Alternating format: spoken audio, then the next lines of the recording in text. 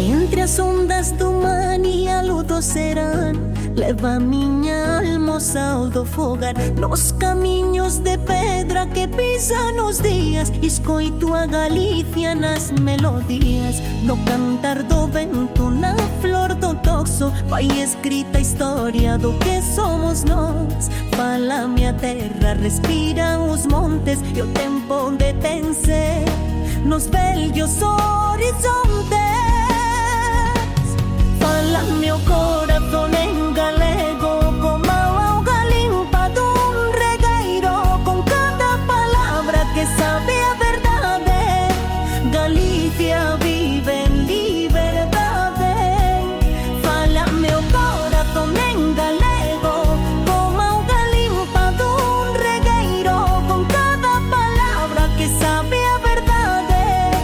Galícia vive em liberdade.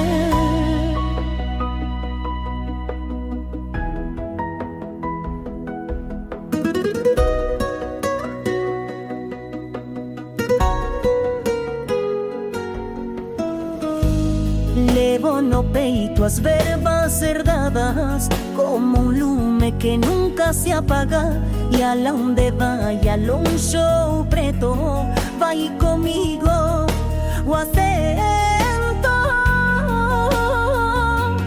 Fala meu coração em galego, como a auga limpa do regueiro, com cada palavra que sabe a verdade.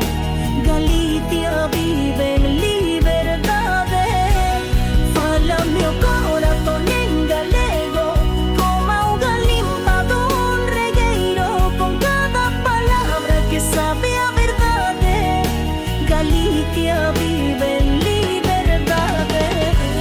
Fala-me baixo, fala-me claro, na língua que sinto, no sonho que guardo. Galego é amor, é vento, é canção, é lume que fala no coração.